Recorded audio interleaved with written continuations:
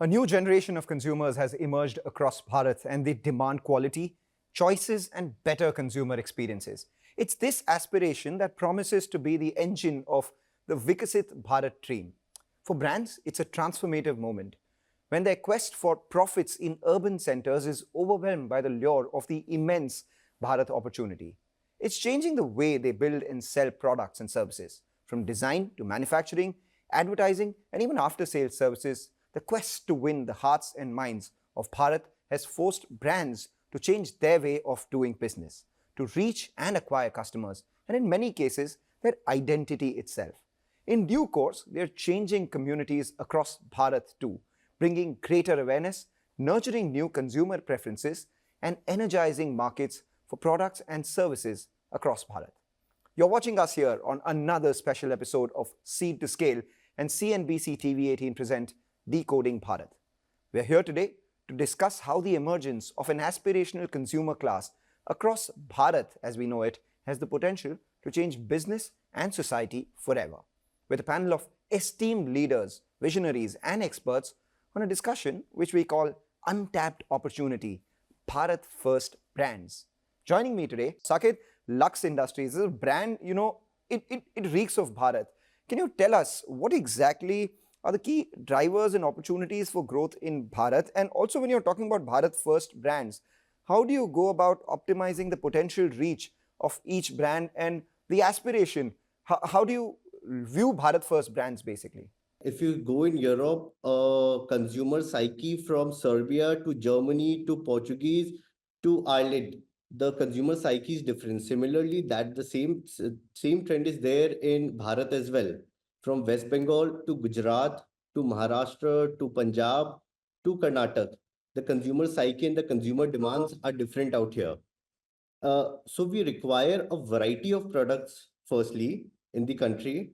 There has been different brands across our verticals which are focusing to different consumer segments. I would say in India that how many are the taxpayers in the country, which is approximately around 3 to 4 crores. So I would say that they are living in India, and the remaining 137 crores out of the 140 crores are living in Bharat. But all these 140 crore people require innerwear to wear on a daily basis. You would not see a single man in the country who is moving daily without an innerwear.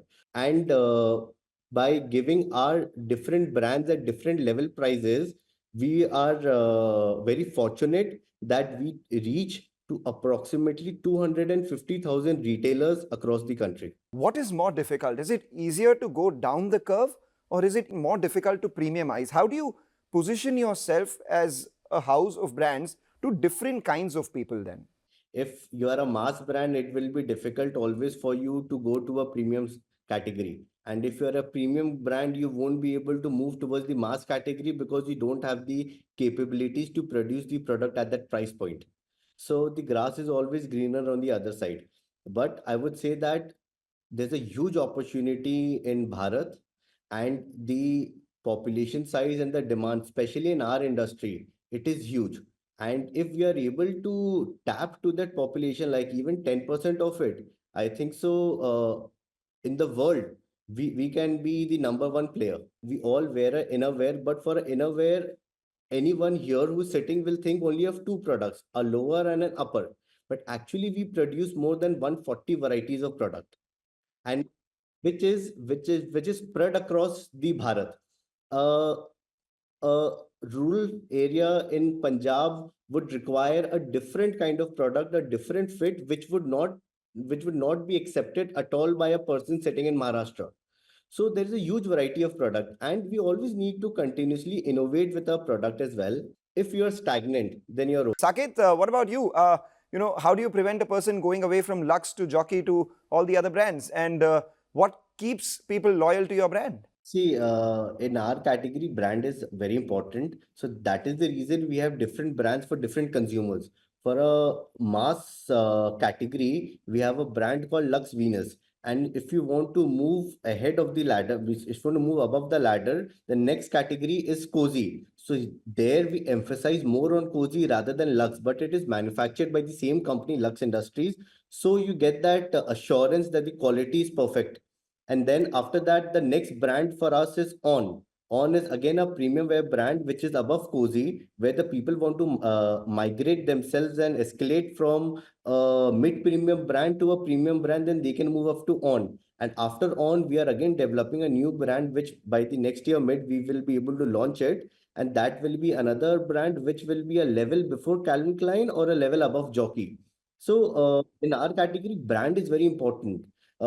Features are there, technology is very less in use in it, but brand showcasing is of utmost important, because a white vest is a white vest is a white vest. 50 years back also it was a plain white vest which our grandfather used to wear, and now what we are wearing is also a same white vest. But there has been continuous innovation to improve the quality. But brand matters a lot. You need to show on the chest whether it is a Calvin Klein or a Gucci or a Lux Venus or a Lux Cozy. Thank you so much, gentlemen, for joining in, being a part of this discussion. It was indeed an illuminating discussion on the future of Bharat First brands. In a way, their rise will mirror the rise of India and Bharat as a whole itself.